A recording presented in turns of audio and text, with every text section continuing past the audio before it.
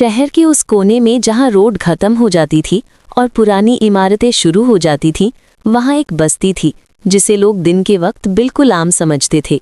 सुबह यहां दूध वाले आते थे, बच्चे स्कूल जाते थे और शाम तक सब कुछ नॉर्मल रहता था। लेकिन रात के ठीक 12 बजे जैसे ही क्लॉक की सुई सीधी होती, बस्ती का माहौल पूरी तरह बदल जाता। हवा में ठंडक घुल जाती, अंधेरा गहरा हो जाता और गलियों के बीच एक अजीब सी खुशबू तैरने लगती जो धीरे धीरे पूरी बस्ती को अपनी गिरफ्त में ले लेती। ये खुशबू चाउमीन की होती थी, लेकिन नॉर्मल चाउमीन जैसी नहीं। इसमें कुछ ऐसा था जो भूख से ज़्यादा दिमाग को छेड़ता था। जो भी इसे महसूस करता, उसके कदम अपने आप एक ही गली की तरफ मुड़ जाते, उस गली की जिसका नाम कोई नहीं लेता था।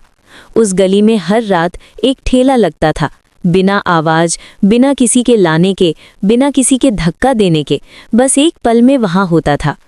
ठेले के चारों तरफ हमेशा हल्का सा धुआं रहता था, जैसे ठेला गर्म नहीं बल्कि जल रहा हो।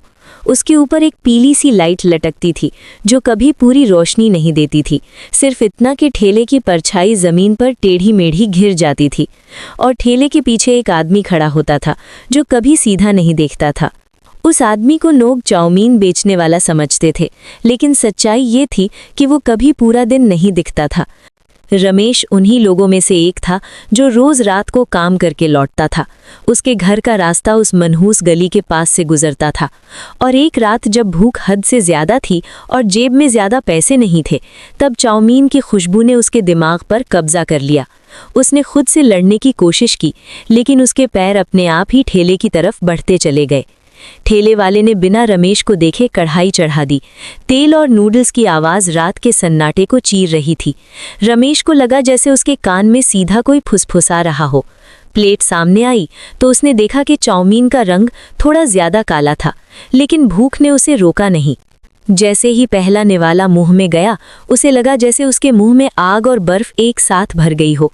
फिर धीरे धीरे उसे लगा कि उसके आसपास सब कुछ धुंधला हो रहा है, और ठेले वाले की आवाज़ आई, कल फिर आना, बहुत चाउमीन बची रहेगी। उस रात रमेश पूरी नींद में नहीं था। वो उठ कर पसीना पोंछता, खिड़की के पास जाकर उस गली की तरफ देखता, और हर बार उसे ऐसा लगता जैसे कोई वहाँ खड़ा उसे बुला रहा हो। तीसरे दिन जब लोग उसके कमरे तक पहुंचे तो कमरा बिल्कुल खाली था, जैसे कभी कोई रहता ही ना हो। बस कोने में एक पुरानी जंग लगी प्लेट थी जिसमें सूखी हुई काली चाउमीन चिपकी हुई थी। इसके बाद बस्ती में डर और बढ़ गया। लोग घर से निकलना कम करने लगे, लेकिन जो निकलता वो या तो ठेले तक पहुंचा ही देता या फिर जिंदगी भर का डर ले लेता। कहते हैं जो लोग उस चाउमीन से बच गए, उनके कान आज भी रात को एक ही आवाज़ सुनते हैं, चाउमीन ले लो। पुरानी कहानियों में बताया जाता है कि बरसों पहले इसी गली में एक आदमी चाउमीन बेचा करता था। वो लालची था और बचे हुए खाने में जहरीली चीज़ें मिलाता था। जब लोगों को पता चला तो गुस्से में उसे इसी गली में बांधकर जला दिया गया, लेकिन मरने से पहले उसने कहा था, मैं वापस आऊँगा और तुम सबको खिलाऊँगा। वही बद्दुआ आज भी जिंदा है, ठेले के रूप में। आज भी अगर कोई नया शहर में आए और उस गली के बारे में न जाने, तो वो अक्सर उस ठेले पर पहुंच ही जाता है, और फिर उसकी कहानी सिर्फ अफवाह बनकर रह जाती है।